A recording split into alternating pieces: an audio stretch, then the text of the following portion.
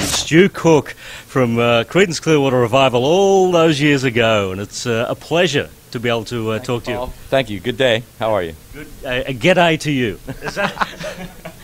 That's how we say it.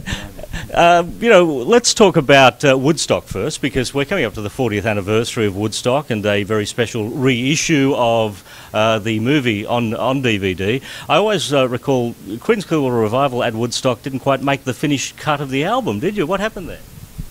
People continually ask me, were you in Woodstock? Were you there?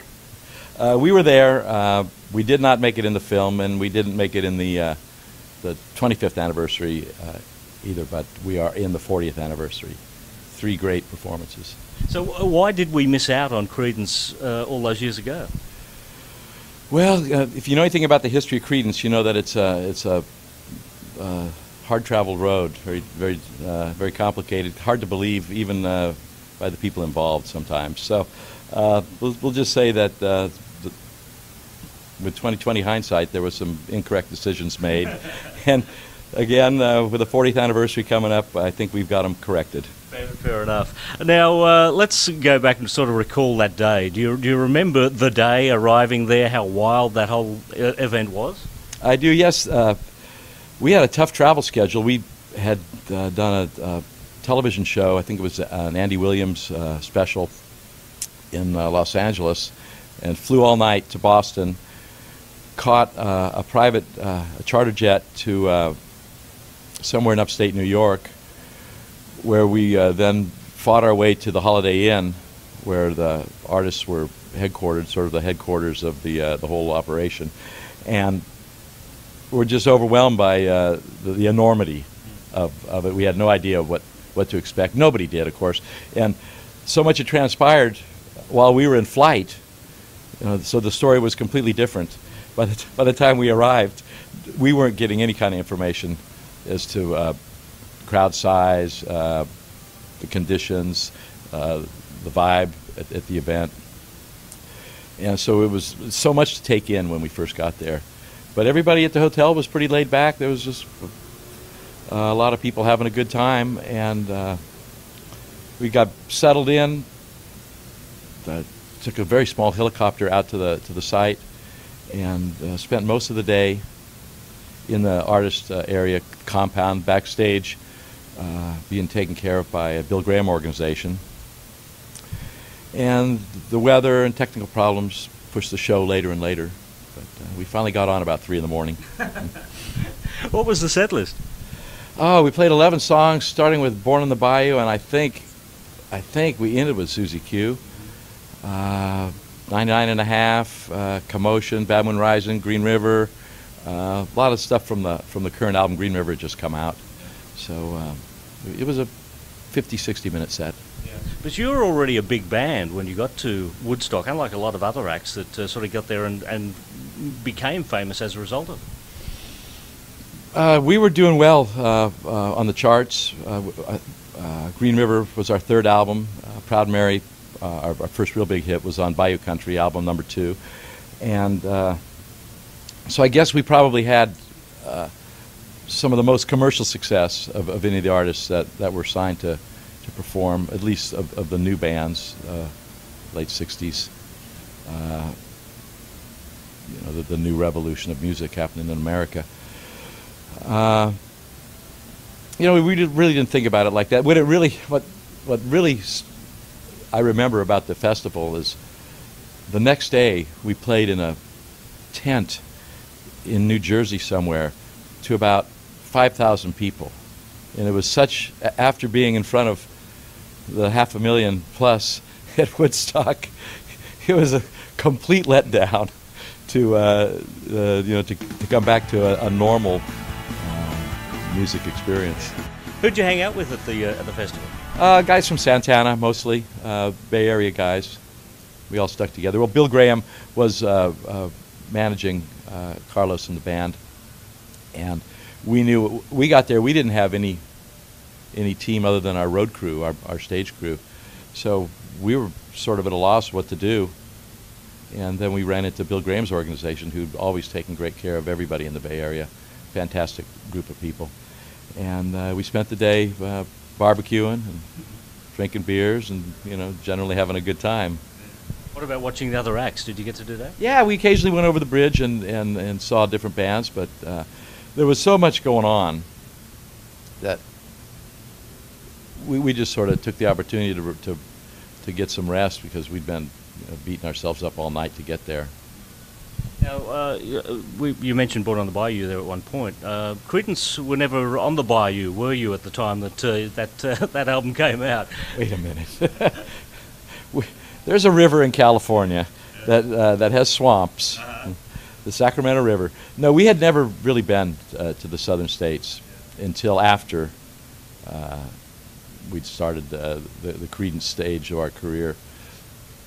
And surprisingly, most people didn't know that. You couldn't tell from the music, could you? You couldn't, no. Yeah. I think it did get documented down the track, didn't it? Well, yeah, it did. It was straightened out eventually, but that was the kind of music that we liked the most anyhow. That was the blues and rockabilly.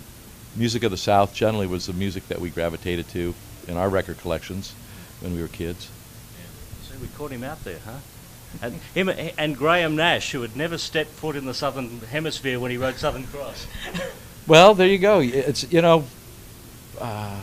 it's all in your imagination. It certainly is. It's what you read, what you see, what you think, what you dream. It is that other world that where creativity comes from. Let's talk a bit about the music industry back then. Creedence Clearwater Revival had 2 albums in 1968, 2 albums in 1969, 2 albums in 1970.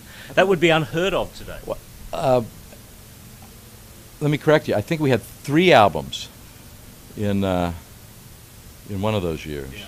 I think in '69 we had 3 albums. No, of course it's unheard of. It made no sense at all to us. John Fogerty had a fear of disappearing. He felt that, and we talked about it often, that if you weren't on the charts, you were gone. And so the idea of continually having singles, we were talking about singles a little earlier today, when we had enough singles together, we'd add some other tracks, and then we'd have an album. So the albums came after the singles, and they sort of were the finish up of a exactly. You'd add 3, 4, 5 more tracks, and you had your A and B sides, and so you had a complete LP. But unfortunately for Creedence, we were right in the middle of a contract dispute with the record company, and Doug Clifford, Creedence's drummer, Cosmo and I were arguing that we should not turn in so much material. So there was a conflict about how to deal with our career, basically. But now you get 1 album every 3 years from a band, if you're lucky, Yeah. Right? Yeah. And no one remembers who they are when they release their Well, second album. so there's always that situation, Yeah. because pop music is, by definition, here today, gone tomorrow. Somebody's new. It's new music, continually. You run the risk of being a one-hit artist. True. Cosmo's Factory, an absolute classic even to this day. You put it on, there is not a dud on that entire album from beginning to end. Tell me about your feeling of going in the studio and recording, that. Did it feel like it was going to become the classic album that it was? No. To us, we had a totally different approach to our work and the work ethic. We just learned the songs, tried to get them feeling good, and went in and recorded them as fresh as we could. We didn't spend a lot of time going over and over. If it wasn't coming together, we would just move on. And Heard It Through the Grapevine was a surprise. We had been playing some loose versions of a jam. Who knew what it was? But then when suddenly that jam got put on to I Heard It Through the Grapevine thing, it caught all of us by surprise. I know John hadn't said anything about it, that intention. But that's a good collection of songs. That's, with the exception of the Creedence Chronicle, Volume 1, that was the biggest selling Creedence album. Yeah. Well, that track in particular, I heard it through the grapevine, and coming from a country that didn't play Motown on the radio in the 60s, I heard it through the grapevine for the very first time as a Creedence Clearwater Revival song. Amazing. And the average Australian of my era would still think of it as a Creedence song. Really? Yeah. I mean, that's shocking. I know, but you know that's the fact. Sorry, Australian radio did not play black music and Motown music in the 60s. That's wild. Nowhere, huh? No. There's 3 versions. Well, Creedence is the third. There's probably other versions. Yeah. The first was Marvin Gaye. The second was Gladys Knight. And they're both killer versions, different, but killer versions. And then along comes Creedence, and I go, well, this is the worst of the 3 for, you know, because my heart was always in those other 2 great Motown tracks. But thank you very much. I still play that song to this day. Yeah. There's, I think, particularly because of that thumping bass line. You know, there was so much of you in that song, wasn't it? Well, you know, Creedence was a rhythm section band. You know, a great American music business guy, Jim Ed Norman, was president of Warner Brothers Nashville, and a good friend. He described Creedence as a vocal with a roar and a backbeat. And so, you know, that works. It's I think that's helped you know, keep the band popular. Sure. To this day, sure. I think you and Doug were the original drum and bass act, weren't you? Yeah, we call ourselves pick and shovel workers, just down in the trenches. Nothing fancy. You know, don't try and get over your head. Just keep it going. It was a very short career too. You know, we're talking from 1967 to 1972. Then it was all over. Yeah. Well, you know, we'd been together 9.5 years before we got successful, trying, you know, to learn our craft, writing, recording, playing shows, seeing what worked, seeing obviously what didn't, and it finally came together in 1968 for us. But the rocket ride was fast and bright, and it was over 3.5 years later. Is there ever going to be a time when you, John, and Doug will get together and tour as Creedence again? Impossible to tell. You know, if you look at the past, and if that's any guide, I'd have to say no. You know, we haven't really had any a relationship other than you know, a bad one. That's not really a relationship, is it? Yeah, but still it's a bad relationship. Well, it's just, I'd say there's a better description would be just a lack of one. When we should, I think there's a lot of things right now that we should be working together on for our own mutual and separate, but there's still a mutuality there because of the bond that Creedence is in the music, that it has its own life. And we're not even doing that. You know, Doug and I have been doing our own music project, Creedence Clearwater Revisited, this is our 15th year now, I think, 14th or 15th year. And extremely successful project, beyond our wildest dreams. It's just a music performance project. We just go play concerts for Creedence fans. And when the music dies out and the lights go down, that's it. It's truly a performance project. We have a double live album out. It's platinum, by the way, but that's no surprise. Look at the great collection of songs. It's even released in Australia. It's on Undercover Records. Oh, there you go. Yeah, it's a worldwide release. Different companies throughout the world, but it's distributed by Universal in the United States.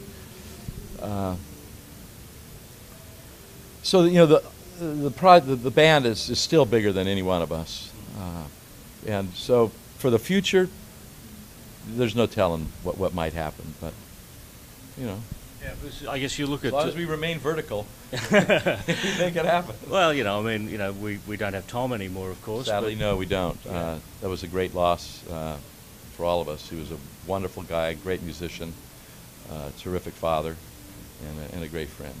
And, you know, we look at bands like the Eagles, who have Well, put their differences yeah. aside, the Police, who have put their differences aside. Yeah, and other bands have stayed together, you know, because they saw, you know, they had their eye on the ball, let's just say. You know, they saw the value of the relationship beyond, that was more than any petty or, you know, seemingly insurmountable differences. Doug and I have been friends for over 50 years, and that doesn't mean every day has been a party or, you know, without differences, but the friendship is more important than, you know, you work your way through these things when you have disagreements, respect each other, and, you know, good things can come. Yeah.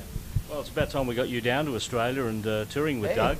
We're ready. You know, every year we take a look at it. Unfortunately, we had some ideas about this year, but I think, you know, we're going to have to wait until the global economy sorts itself out a little more, because there's just, you know, a lot of pressures that weren't there before, I think, could distract from a great visit. So, but we've been to New Zealand. We were there during the America's Cup. Played several great concerts. Saw the country. Very nice. But, you know. Yeah, well, meantime, folks, we don't get to see him on our stages, but you get to see him on DVD for the very first time. Creedence added to Woodstock for the 40th edition, and Stu Cook, been a pleasure to catch up with you here at. Yeah, well, you know, this is a special. This is the ultimate collector's edition. You know, if people aren't aware that this is not just a regular DVD release, it's a Blu-ray, it's HD, and it comes with a fancy package. 18 new tracks by 13 artists, 5 that have never been in the film before, including Creedence, Dead, Mountain, and others. And there's also a budget-minded release as well, if you don't want the full, you know, the ultimate collector's edition, as it were. So we're hoping, you know, this is a worldwide event, and you know, the legend of the myth of the story of Woodstock is spread around the world and has had an impact everywhere. You know, you guys might not have been playing Marvin Gaye back then, but everybody knows about Woodstock in Australia, right? Yeah, that's for sure. Everyone knows about Woodstock everywhere in the world. The funniest thing happened on the way home last night. We were at dinner with friends and folks in the music business, and my wife said to me, "I didn't know Woodstock wasn't in California." So it's everywhere. Wow. That was the other Woodstock. All right. Paul? Stu Cook, thank you very much. Pleasure.